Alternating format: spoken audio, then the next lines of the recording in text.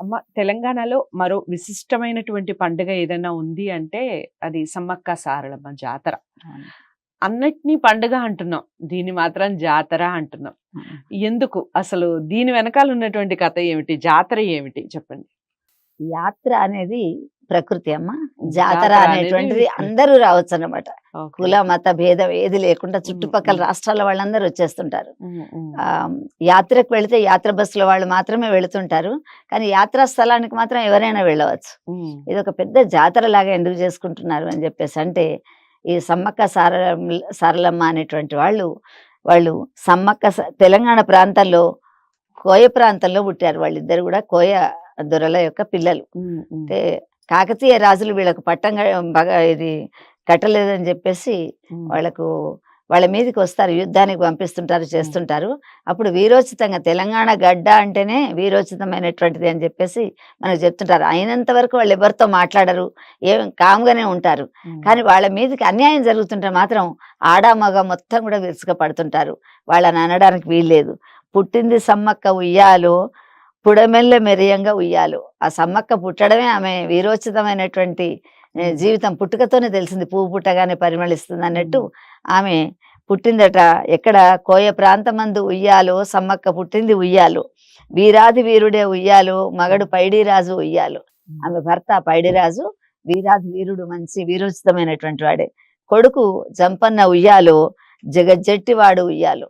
వాడు కూడా మామూలు వాడు కాదు, జగజ్జెట్టి అయినటువంటి వాడు. జంపన్న పేరుతో మనకు జంపన్న చెరువు అని అక్కడ ఉంటుంది. వెళ్ళగానే అందరు స్నానం జంపన్న చెరువులో చేశాకనే వెళుతుంటారు.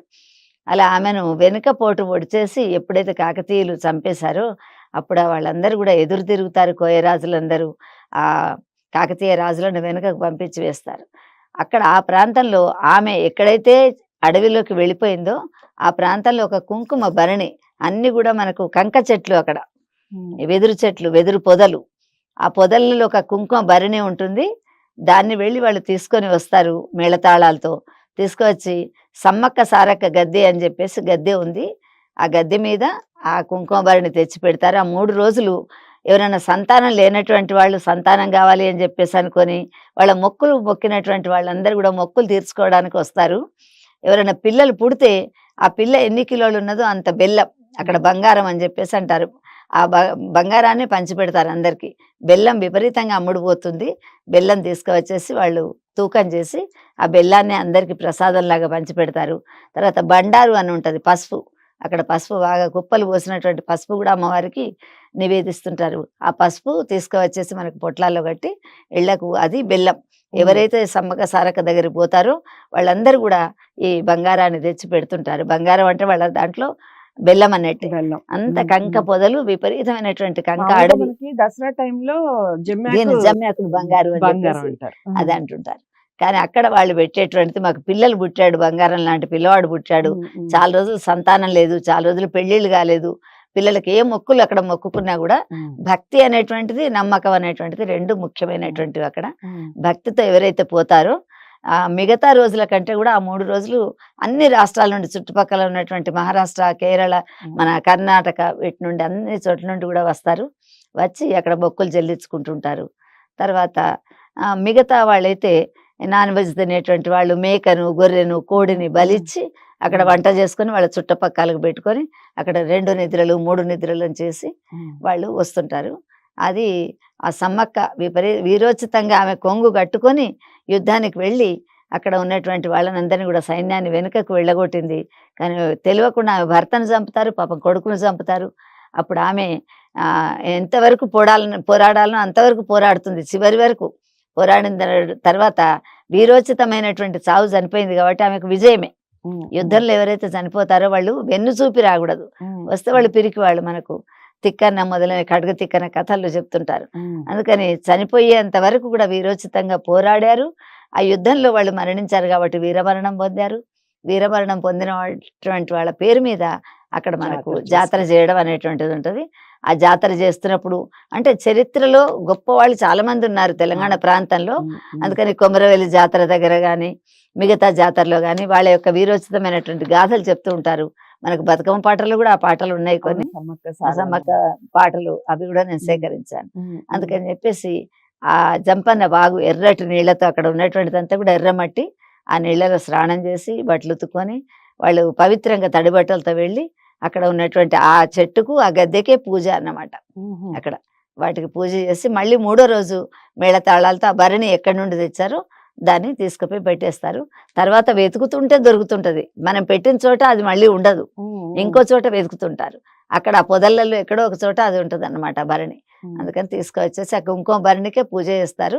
సమ్మక్క సారక్క వాళ్ళిద్దరు కూడా మరి భర్త చనిపోయినారు కానీ ముత్తైదులుగానే చనిపోయినారని చెప్పేసి వాళ్ళకి బొట్లు పెట్టి పూజ చేస్తారు, బండారు పెడతారు, తర్వాత బెల్లం నైవేద్యం పెడుతుంటారు. ఇది నైవేద్యాలతో సహా చెప్పారు. అయితే అమ్మ, సమ్మక్క సారలమ్మ జాతరని కూడా తెలంగాణలో చాలా విశిష్టంగా జరుపుకోవడం అనేది మనం చూస్తాం. ఎందుకు అంతగా ప్రాచుర్యం పొందలేదు? మనం ఇంతకు ముందు మాట్లాడుకునే పండగలకి ఇప్పుడు బతుకమ్మ అంటే ప్రపంచవ్యాప్తంగా జరుపుకుంటున్నారు ఇప్పుడు. ఇక బోనాలు జరుపుకుంటున్నారు ఆల్మోస్ట్ అందరికి తెలుసు. కానీ ఎందుకు సమ్మక్క సారలమ్మకి ఇంకా అంతటి ప్రాధాన్యత రాలేదు అని అంటే ఇవేమో ఒక్కొక్క చోట వాళ్ళు బతుకమ్మని పెట్టుకుంటారు, వాళ్ళు ఆడుకుంటారమ్మా. కానీ ఇది స్థల ప్రాధాన్యం ఉన్నటువంటిది, ఈ ప్రదేశానికే ఉన్నటువంటిది ఇక్కడ ముఖ్యం. ఇక్కడికి వచ్చినటువంటి వాళ్ళే ఆ పూజ చేసుకుంటారు, ఇక్కడ వాళ్ళు మొక్కులు చెల్లించుకుంటారు తప్ప సమ్మక్క సారక్క గద్దె అని చెప్పేసి ఇప్పుడు కొన్ని ఊర్లలో వాళ్ళు కూడా రాలేనటువంటి వాళ్ళు అక్కడ పెట్టుకుంటున్నారు. కానీ విదేశాలలో ఇంకా పెట్టుకునేటువంటిది వేరే రాష్ట్రాల్లో పెట్టుకోవడం లేదు. ఎక్కడైతే స్థల పురాణాన్ని బట్టి పేర్లు మార్చేమైనా ఇలాంటి పండుగలు జరుపుకోవడం మనం చూడొచ్చు అంటారా? ఎక్కడ స్థల పురాణం అక్కడే ఉంది, ఆ స్థలానికే ప్రాధాన్యం, అక్కడే వీరోచితంగా పోరాడింది ఆమె. అందుకని చెప్పేసి ఆ స్థలానికి అది కాబట్టి అక్కడికి మనం వెళ్ళడమే ఆ పవిత్రత అన్నమాట. ఆ ప్రదేశానికే పవిత్రత. అక్కడికి వెళితే మనకు ఒక పవిత్ర భావం వస్తుంది, ఒక విధమైనటువంటి మనకు ఆలోచనలు కూడా వస్తుంటాయి. అందుకని అందరు అక్కడికి వచ్చి కూర్చొని అక్కడ నిద్ర చేస్తారు, అక్కడ వాళ్ళు వండుకొని తింటారు. పిల్లలకు ఆరోగ్యం బాగాలేకుంటే కూడా నిద్ర చేస్తారు. మాటలు రాని వాళ్ళు పిల్లలకు మాటలు రాని వెళ్ళారమ్మా ఒకసారి. అంటే జాతర టైం వెళ్ళలేదు, మౌటి టైం వెళ్ళాను. జాతర టైం చాలా రష్ ఉంటది, కానీ జాతర కూడా మంచిగా జరుగుతుంది. అన్ని రాష్ట్రాల వాళ్ళు వస్తారు. ఇంకా కొంతమంది చుట్టుపక్కల ఊళ్ళో వాళ్ళు బండ్లు కట్టుకొని వాటిలలో సామాను పెట్టుకొని వంటలు చేసుకొని చెట్ల కింద తిని ఒక వనభోజనాలు చేసినట్టు చేస్తుంటారు. తర్వాత ఒకే తల్లి ఒకే కుండలో వండిన తర్వాత అన్నదమ్ములు మాట్లాడుకోకపోవచ్చు, పొలం గట్టు కోసమో ఇల్లు కోసమో దేనికోసం. కానీ ఆ రోజు మాత్రం ఈ బోనాలు చేసుకున్నట్టు, బోనాల్లో కూడా ఆఖరి రోజు ఏం చేస్తారు వాళ్ళు అందరూ తల్లి ఒకటే కుండలో వండి నేనున్నంత వరకు కొడుక నా చేత మాతృహస్తేన భోజనం. విదురుడు కృష్ణుడిని అడుగుతాడు నీకేం కావాలి అని చెప్పేసి, అంటే అది అక్షతాన్ని విప్రహస్తేచ, బ్రాహ్మణి చేత నేను ఎప్పుడు అక్షింతలు వేయించుకోవాలి అంటే దీర్ఘాయువుగా ఉండాలి, నేను అకాల మృత్యువు రాకూడదు, నాకు మాతృహస్తేన భోజనం, తల్లి చేత నేను భోజనం తినాలి. తల్లికి నేను పెడుతున్నా కాదు, తల్లి వండి అందరికి పెట్టడం అనేటువంటిది అది అదృష్టం. అందుకని కోడళ్ళు వాళ్ళు బోనాలప్పుడు కూడా 5వ రోజు ఊరు బయట చెట్ల దగ్గర ఉయ్యాలలు కట్టి పిల్లలు ఆడుతుంటారు, మగవాళ్ళు సామాన్లు తెస్తుంటారు, ఆడవాళ్ళు వంటలు చేస్తుంటారు, పెడుతుంటారు. అట్లానే దీనికి కూడా అందరూ కలిసి ఆ కుటుంబంలో వాళ్ళు గొర్రెని ఇవ్వాలనుకున్నా, కోడిని ఇవ్వాలనుకున్నా అందరూ తీసుకువచ్చేసి అందరూ వండుకొని అన్నదమ్ములు కలిసి అక్కడ తల్లి చేత తండ్రి చేత తిని వాళ్లకు కూడా పెట్టి నిద్రలు చేసి వాళ్ళ పిల్లలకు మాటలు రాకున్నా, చదువు రాకున్నా, పెళ్లిళ్ళు కాకున్నా మొక్కులు వాళ్ళు తీర్చుకుంటుంటారు అన్నమాట. అందుకని ఆ స్థలానికే ప్రాముఖ్యత. అందుకని అది మిగతా ప్రాంతాలకు వెళ్ళడానికి స్థలం పట్టుకొని వెళ్ళలేం కదా. మరి మిగతా ప్రాంతాల వాళ్ళు ఈ ప్రాంతానికి వచ్చి చేసుకోవడం అనేది వస్తుంది, వాళ్ళు వస్తారు, తప్పకుండా వస్తారు. నమ్మకం.